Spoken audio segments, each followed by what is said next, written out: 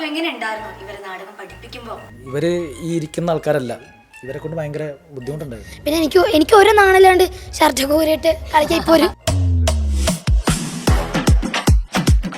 1 million ഒക്കെ അടിച്ച ആളാണ്.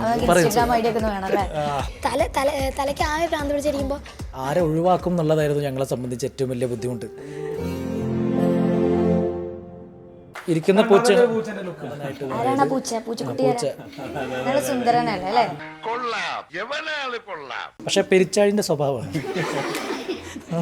അതൊരു വീട്ടില് ഒരു പാമ്പിനെ കാണുന്നതാണ് അല്ലേ, ആ പാമ്പിനെ തെരഞ്ഞു പോയി. ഞാനിപ്പോൾ നിൽക്കുന്നത് പാലക്കാട് ജില്ലയിലെ കപ്പൂർ ഗ്രാമത്തിലെ ശ്രീ വ്യാസ വിദ്യാനികേതൻ സ്കൂളിലാണ്. വിദ്യാഭ്യാസ മേഖലയിൽ തങ്ങളുടേതായ വ്യക്തിമുദ്ര പതിപ്പിച്ചുകൊണ്ട് വൈവിധ്യമാർന്ന പ്രവർത്തനങ്ങളിലൂടെ മാതൃകയാവുകയാണ് ഈ വിദ്യാലയം. പഠന പ്രവർത്തനങ്ങളിലും കലാകായിക രംഗത്തും പുതുമ തേടിയുള്ള യാത്രയിലാണ് ഈ വിദ്യാലയം. കഴിഞ്ഞ KPSA കലോത്സവത്തിലും തൃത്താല ഉപജില്ലാ കലോത്സവത്തിലും പാലക്കാട് ജില്ലാ കലോത്സവത്തിലും മികച്ച പ്രകടനം കാഴ്ചവെച്ച് നിരവധി അംഗീകാരങ്ങൾ നേടിയ കലാകാരന്മാരെയും കലാകാരികളെയും കാണാനാണ് നമ്മളിവിടെ എത്തിയിട്ടുള്ളത്.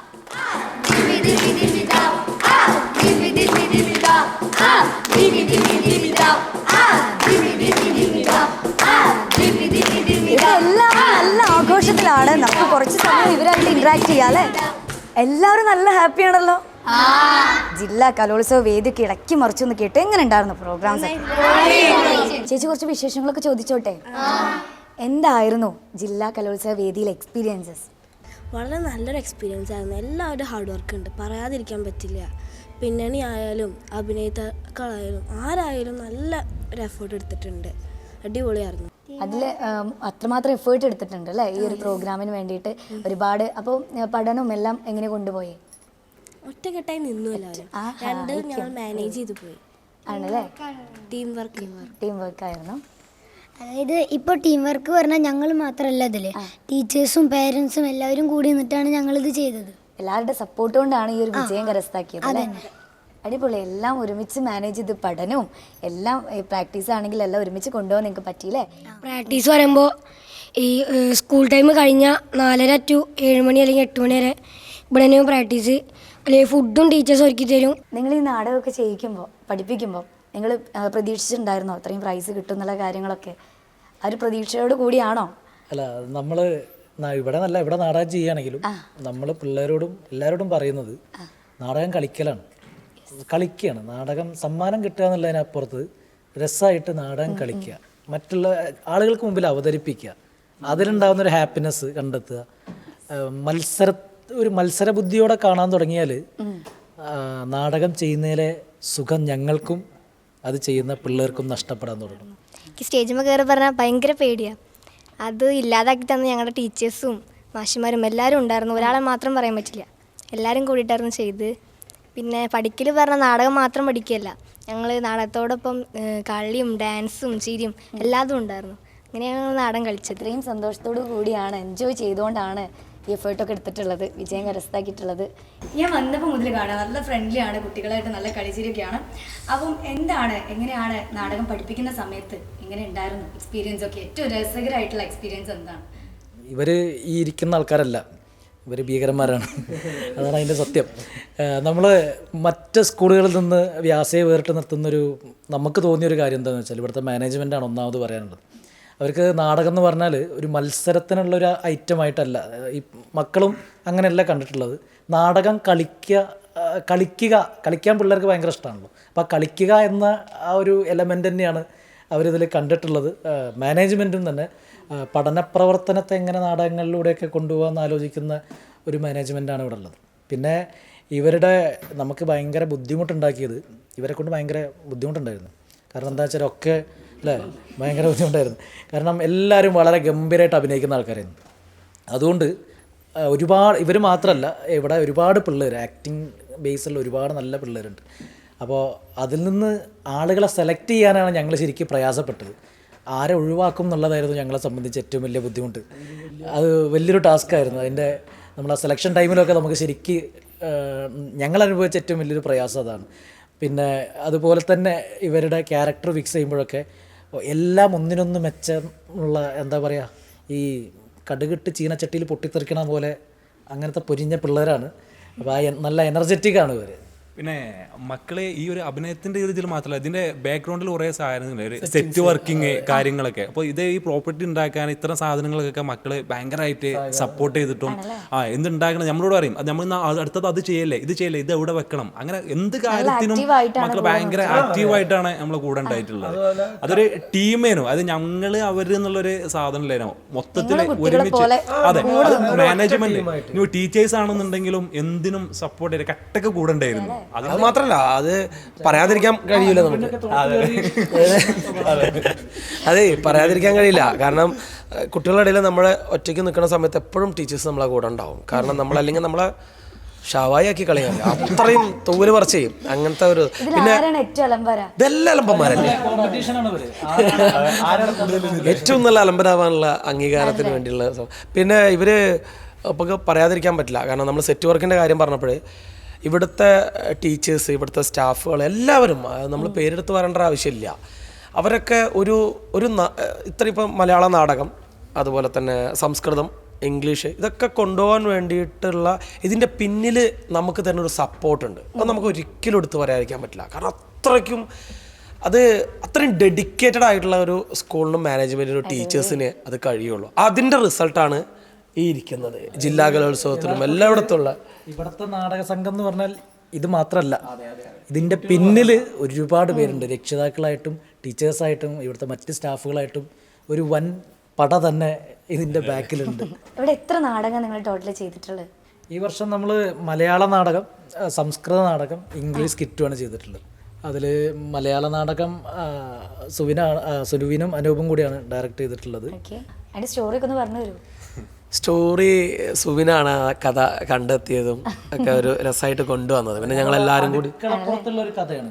സുവിൻ മിക്കവാറും വീട്ടിൻ്റെ അടുക്കളയിലുണ്ടാവും, ഭക്ഷണം കഴിക്കലും പരിപാടിയൊക്കെ ആയിട്ട് അവിടെയാണ് മൂപ്പര് മിക്കവാറും ഉണ്ടാവും. അവിടെ നിന്ന് കിട്ടിയൊരു ഭയങ്കര റീൽസ് ഫെയിമാണ് കേട്ടോ. 1 million ഒക്കെ അടിച്ച ആളാണ്. അല്ല, മ്യാവു എന്നാണ് നാടകത്തിന്റെ പേര്. ആ മ്യാവു എങ്ങനെ സംഭവിച്ചു എന്നുള്ളത് സുവിൻ പറയും. മ്യാവിൽ പറയുന്നത്, മ്യാവെന്ന് കേൾക്കുമ്പോൾ തന്നെ അറിയാം പൂച്ചയാണ് മ്യാവ് എന്ന് പറയാം. നമ്മൾ എന്നും അടക്കളപ്പുറത്ത് പൂച്ചകളും ഒക്കെ കാണുന്നതാണ്. നമ്മളൊരു വീട്ടിൽ എപ്പോഴും പൂച്ച ഉണ്ടാകാറുണ്ട് അമ്മയുടെ കൂടെ. അങ്ങനെയാണ് ഈ കഥയിലേക്ക് എത്തുന്നത്. ഇപ്പോഴത്തെ കാലത്ത് ജീവിക്കുന്ന ഒരു മകളും ഈ പൂച്ചയ്ക്ക് മനസ്സിലാണ് അമ്മനെ ഈ മക്കൾ ബുദ്ധിമുട്ടിക്കേണ്ടത്. അപ്പോൾ പൂച്ച ദൈവത്തിനെ വിളിച്ചു വരുത്താണ് അമ്മേനെ സഹായിക്കാൻ വേണ്ടിയിട്ട്. അങ്ങനെ അമ്മേനെ സഹായിക്കണതാണ്. അതാണ് കഥയുടെ ഇതിവൃത്തം. സമകാലിക പ്രസക്തിയുള്ള ഒരു സ്റ്റോറി തന്നെയാണ് അല്ലേ? ഇതാണ് മ്യാവു. മനോഹരമായിട്ടാണ് ചെയ്ത് പൈസ മേടിച്ച്. അതെ, അതില് പൂച്ചയായിരുന്നു ജില്ലയിലെ മികച്ച നടനായിട്ട്. പൂച്ച ഇരിക്കുന്ന പൂച്ച നല്ല സുന്ദരനല്ലേ അല്ലേ? പക്ഷെ പെരിച്ചാഴിന്റെ സ്വഭാവമാണ്. മികച്ച നടി അവിടെ ഉണ്ട്. ഈ ശ്രീലക്ഷ്മി എന്നാണ് പേര്. പേരുള്ളവർക്കൊക്കെ ഇങ്ങനത്തെ ചെറിയ പ്രശ്നങ്ങൾ. അതേപോലെ സബ് ജില്ലയിലെ നടി വേറെ ആള്, ഞാൻ നേരത്തെ പറഞ്ഞല്ലോ, ഓരോന്നിലും ഓരോ രീതിയിലാണ്. പിന്നെ അപ്പോൾ ഇതാണ് മലയാള നാടകത്തിന്റെ. പിന്നെ ഇംഗ്ലീഷ് സ്കിറ്റ് നമ്മൾ പൊളിറ്റിക്കൽ ഷിറ്റ് എന്നായിരുന്നു നമ്മുടെ ഇംഗ്ലീഷ് സ്കിറ്റ്. അതൊരു വീട്ടില് ഒരു പാമ്പിനെ കാണുന്നതാണ് അല്ലേ? ആ പാമ്പിനെ തെരഞ്ഞു പോയി ലാസ്റ്റ് 2 രാജ്യങ്ങൾ തമ്മിലുള്ള യുദ്ധം വരെ എത്തുന്നതാണ് കഥ. അതായത് ചെറിയ കാര്യങ്ങളിൽ നിന്നാണ് വലിയ വലിയ വിഷയങ്ങളിലേക്ക് എത്തുന്നത് എന്ന രീതിയിലേക്കുള്ള ഒരു സംഗതിയാണ്. അത് ഇവർ ഗംഭീരമായിട്ട് തിയേറ്ററിന്റെ സാധ്യതകൾ പരമാവധി ഉപയോഗിച്ച് ചെയ്തിട്ടുണ്ട്. നമ്മുടെ നല്ലൊരു മെസ്സേജ് നൽകിയിട്ടുണ്ട്. അതെ അതെ. പിന്നെ ചെയ്തത് നമ്മുടെ സംസ്കൃത നാടകമാണ്. റൂബിൻ്റെ ഒരു കഥ എടുത്തിട്ട് നമ്മൾ സംസ്കൃത അവതാത ബാലിക എന്നുള്ള ഒരു സാധനമാണ് അവതരിപ്പിച്ചത്. നമ്മളതിലും സ്നേഹത്തിൻ്റെ കാര്യം തന്നെയാണ് പറഞ്ഞിട്ടുള്ളത്. അതിൽ അതാ തൊപ്പിയിട്ടിരിക്കുന്ന ആളാണ് അതിലെ മികച്ച നടനായിട്ടുള്ളത്. ജില്ലയിലും മികച്ച നടനായിരുന്നു, ഉപജില്ലയിലും മികച്ച നടനായതായിരുന്നു. പൂതായിട്ട് അഭിനയിച്ചിട്ടുള്ളത്. എനിക്ക് ഭയങ്കര സ്റ്റേജ് ഫിയർ ഉണ്ടായിരുന്നു സ്റ്റേജിൽ കയറുമ്പോഴൊക്കെ. പിന്നെ കയറി കഴിഞ്ഞപ്പോൾ പെട്ടെന്നൊരു ആവേശം കയറി. അങ്ങനെ കിട്ടിയാണ്. ഞാൻ ശരിക്കും ഒട്ടും പ്രതീക്ഷിച്ചില്ല. മുടി മൊട്ടടിച്ചിട്ട് ഇവിടെ മാത്രം വളർത്തിയിട്ട് ഭൂതമായിട്ട് നടക്കുകയാണ്. അത് കണ്ടപ്പോഴാണ് എല്ലാവരും അത്രയും എഫേർട്ട് എടുത്ത് അത്രയും റിസ്ക് എടുത്തുകൊണ്ടാണ് ഈ ഒരു വിജയം കരസ്ഥമാക്കിയത്. നാടൻ കളിക്കണം, പക്ഷെ മുടി വെട്ടണം. ഇത് രണ്ടും ആലോചിച്ച് തലയ്ക്ക് ആകെ ഭ്രാന്ത് പിടിച്ചിരിക്കുമ്പോൾ ആണ് എല്ലാവരും കൂടി വന്നിട്ട് പറഞ്ഞത്, നിനക്ക് നാടകം നന്നായിട്ട് കളിക്കണമെങ്കിൽ നീ വെട്ടിയേ പറ്റൂ, കാരണം നിനക്ക് അതിനുള്ള കഴിവുണ്ട്. പക്ഷേ ഞാൻ മുടി വെട്ടിട്ട് മേക്കപ്പ് ഒക്കെ ചെയ്ത് കഴിഞ്ഞിട്ട് എല്ലാവരും കൂടി വന്നിട്ട് എന്നെ കാണാൻ രസമുണ്ടാ, നിനക്ക് ചെയ്യാൻ പറ്റും. അപ്പോഴാണ് കോൺഫിഡൻസ് ഉണ്ടായത്. പിന്നെ എനിക്ക് ഒരു നാണില്ലാണ്ട് ഷർട്ടൊക്കെ ഊരിയിട്ട് കളിക്കാൻ ഇപ്പോൾ ഒരു പ്രശ്നമില്ല. ഫ്രണ്ട്സൊക്കെ അത്രയും കോൺഫിഡൻസ് തന്നു അല്ലേ? ഒരുപാട് സ്കൂളിൽ നിന്ന് ഒരുപാട് നിലവാരമുള്ള സ്ഥിരം പ്രൈസ് മേടിച്ച് കൊണ്ടുപോകുന്ന ഒരുപാട് സ്കൂളും എല്ലാവരും അവതരിപ്പിച്ചിട്ടുണ്ടായിരുന്നു നാടകം. അപ്പോൾ നമ്മുടെ കുട്ടികൾ അവതരിപ്പിക്കുമ്പോൾ എന്തായിരുന്നു ടെൻഷനൊക്കെ ഉണ്ടായിരുന്നു മക്കൾക്ക്? അല്ല, ഞാൻ നേരത്തെ പറഞ്ഞില്ലേ, അവർ കളിക്കണം. ഇതൊരു മത്സരമാണെന്ന് അവർക്ക് തോന്നിയിട്ടില്ല. അത് ഞങ്ങളുടെ ഭാഗ്യമാണ്. കാരണം അവർക്ക് ടെൻഷൻ അടിക്കാനുള്ള ചിന്ത ഉണ്ടായിട്ടില്ല. ആ ടെൻഷൻ ഇല്ലാതിരിക്കുക എന്നുള്ളൊരു ഭാഗ്യമാണ്. അവർ മറ്റ് സ്കൂളുകളെക്കുറിച്ചോ അല്ലെങ്കിൽ മറ്റ് കളിക്കുന്ന ആളുകളെക്കുറിച്ചോ നാടകങ്ങളെക്കുറിച്ചോ ഒന്നും അവർക്ക് അതിനെക്കുറിച്ചൊന്നും ചിന്തയില്ല. അവർക്കിത് രസമായിട്ട് കളിക്കണം, എൻജോയ് ചെയ്ത് കളിക്കണം. അവരിത് എൻജോയ് ചെയ്യാനായിട്ടാണ്. അതെ, നമ്മൾ തിരഞ്ഞെടുക്കുന്ന കഥകളും ലളിതമാണ്. കുട്ടികൾക്ക് ഒതുങ്ങണ കഥകളാണ് എടുക്കുന്നത്. അതേമാതിരി ചെയ്തതെല്ലാം ലളിതമായ കഥകൾ. അതുകൊണ്ടാണ് കുട്ടികൾ അത്ര ആ നാടകത്തിലേക്ക് ഇറങ്ങി വന്നിട്ടുണ്ട്. ഇതിപ്പോൾ മ്യാവ് എഴുതിയിട്ടുള്ളത് സനൽ ചോലയിൽ എന്ന് പറഞ്ഞാൽ നമ്മുടെ സുഹൃത്ത് തന്നെ. അവരൊക്കെ പറയാറുള്ളത്, നമ്മളും ഒക്കെ തുടങ്ങുന്ന സമയത്ത്, ഒരു കഥ മുളയ്ക്കണ സമയത്ത് കുട്ടികൾ എങ്ങനെ അത് ചെയ്യും, കുട്ടികളിലൂടെ എങ്ങനെ സംഭവിക്കും എന്നുള്ളൊരു സാധനമാണ് നമ്മൾ നോക്കാറുള്ളത്. അതുകൊണ്ട് തന്നെ ഇത് കഴിഞ്ഞ് അതിൻ്റെ ഓരോ പ്രോസസ്സിങ്ങിലൂടെ നടന്നു വരുമ്പോൾ പിന്നെ ഒരിക്കലും ഒരു മത്സരബുദ്ധി എന്ന് പറഞ്ഞ സാധനം കയറാറില്ല അതിൻ്റെ ഇടയിൽ. ഞങ്ങൾ പാരൻസിൻ്റെ ഭാഗത്തു നിന്നുള്ള ഫീഡ്ബാക്കും അതുപോലെ കൂട്ടുകാരുടെ ഇടയിലുള്ള ഫീഡ്ബാക്കും ടീച്ചേഴ്സിൻ്റെ എല്ലാം പറഞ്ഞു. ഇനി ജഡ്ജസിൻ്റെ ഫീഡ്ബാക്ക് എന്തായിരുന്നു പെർഫോമൻസിനെ കുറിച്ച് പറഞ്ഞത്? ജഡ്ജസ് മലയാള നാടകത്തിൽ പറഞ്ഞത് ആ വിഷയത്തെക്കുറിച്ചാണ്. കാരണം കുട്ടികളായിട്ട് വളരെ അടുത്ത് നിൽക്കുന്ന വിഷയം. അടുക്കളപ്പുറത്തുനിന്ന് ഒരു കഥ കണ്ടെത്തുന്നു എന്നുള്ളതാണ് പറഞ്ഞത്. അടുക്കളപ്പുറത്തെ രാഷ്ട്രീയം പറയുന്നു എന്നാണ് പറഞ്ഞത്. നമ്മൾ ശരിക്കും സ്നേഹം ഞങ്ങൾ ചിന്തിക്കുന്നതിലപ്പുറത്താണ് കാണുന്ന ആളുകൾ അതിനെടുത്തിട്ടുള്ളത് എന്നുള്ളൊരു സന്തോഷമുണ്ട്. അതോടൊപ്പം തന്നെ അവർ പറഞ്ഞത് പിള്ളേരുടെ പെർഫോമൻസിനെ കുറിച്ച് അവരെ വളരെ ജെന്യുവിനായിട്ട് ആക്ട് ചെയ്യുന്നു എന്നുള്ള, ഈ ഒരു കൃത്രിമത്വം ഫീൽ ചെയ്യാതെ, ഒരു ആർട്ടിഫിഷ്യാലിറ്റി ഇല്ലാതെ ജീവിക്കുന്നത് വളരെ നാച്ചുറൽ ആക്ടിങ് ആയിരുന്നു. അതാണ് ജഡ്ജസ് പറഞ്ഞ ഏറ്റവും വലിയൊരു പ്ലസ് പോയിന്റ് ആയിട്ട് പറഞ്ഞത്. കൃത്യമായിട്ട് ചിൽഡ്രൻസ് തിയേറ്റർ ഉപയോഗിക്കുക എന്നുള്ളതിൽ നമ്മൾ നീതി പുലർത്തിയിട്ടുണ്ടെന്നുള്ള ഒരു നല്ലൊരു സ്റ്റേറ്റ്മെൻറ്റ് ജഡ്ജസ് പറഞ്ഞിട്ടുണ്ടായിരുന്നു. സ്കിറ്റിൻ്റെ വർക്കിനെ കുറിച്ച് എടുത്തു പറഞ്ഞിരുന്നു. അതുപോലെ സംസ്കൃത നാടകം 3 നാടകത്തെക്കുറിച്ചും പറഞ്ഞു. അത് ഞങ്ങളെ സംബന്ധിച്ചിടത്തോളം നല്ലൊരു കാര്യമായിട്ട് നമുക്ക് തോന്നിയിട്ടുണ്ട്. KPSCയുടെ മത്സരത്തിലൊരു പ്രത്യേകത എന്താ വെച്ചാൽ ജനറൽ കാറ്റഗറി മത്സരം. അതായത് ഈ ചെറിയ മക്കളുണ്ടാവും, ഹൈസ്കൂളുകാരൊക്കെ ഒരുമിച്ചാണ് മത്സരം. അപ്പോൾ ഈ പൊടി മക്കളെ കൂടെയാണ് വലിയ ഹൈസ്കൂളും ഹയർ സെക്കൻഡറി പിള്ളേരൊക്കെ ഒരുമിച്ചാണ് മത്സരിക്കുന്നത്. അവരുടെ കൂടെ മത്സരിച്ചിട്ടാണ് അവരൊക്കെ നിലംപരിശാക്കി 1ാം സ്ഥാനത്തെത്തിയ ആൾക്കാരാണ്. അപ്പോൾ സ്വാഭാവികമായിട്ടും സ്റ്റേജിൽ നിൽക്കുമ്പോൾ ഇവരെയൊന്നും നമുക്ക് കാണാൻ തന്നെ കുഞ്ഞാൾക്കാരല്ലേ. അതെ, പക്ഷേ ആ ഹൈറ്റ് കുറവാണെങ്കിൽ അവരുടെ പെർഫോമൻസ് കൊണ്ട് അവർ നിറഞ്ഞു നിന്നിട്ടുണ്ട്. അന്ന് അവർ പറഞ്ഞ അതിലൊരു ലാഡറിൻ്റെ ഒക്കെ ഒരു വർക്ക് ഉണ്ടായിരുന്നു, രജത്തൊക്കെ ചെയ്ത ദിമ്മയൊക്കെ ഉണ്ടായിരുന്ന ഒരു സംഗതിയായിരുന്നു. അതിനെക്കുറിച്ചൊക്കെ വളരെ ഗംഭീര അഭിപ്രായമാണ് അവർ പറഞ്ഞത്. പ്രോപ്പർട്ടിയൊക്കെ നന്നായിട്ട് ഉപയോഗിക്കുന്നു, സെറ്റിനെ നന്നായിട്ട് ഉപയോഗപ്പെടുത്തിയിട്ടുണ്ട്. നാടകത്തിലായാലും സ്കിറ്റിലായാലും നമ്മളൊരു സാധനം കൊണ്ടുവച്ചാൽ അത് വെറുതെ വെക്കല്ല, അതിനെ നന്നായിട്ട് ഉപയോഗപ്പെടുത്തുന്നുണ്ട്.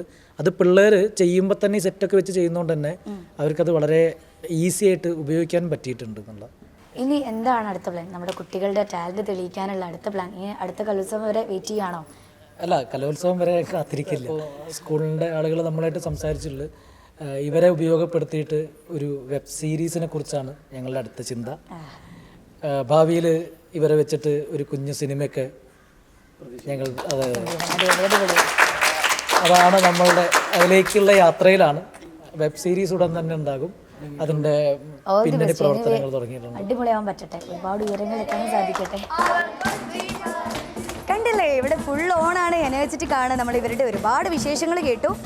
കപ്പൂർ ശ്രീ വ്യാസ വിദ്യാനികേതൻ നമുക്കായി ഒരുപാട് കലാകാരന്മാരെയും കലാകാരികളെയും ഒരുക്കുന്ന പാതയിലാണ്. സോ നമുക്ക് എല്ലാവർക്കും കാത്തിരിക്കാം. Thank you, bye bye.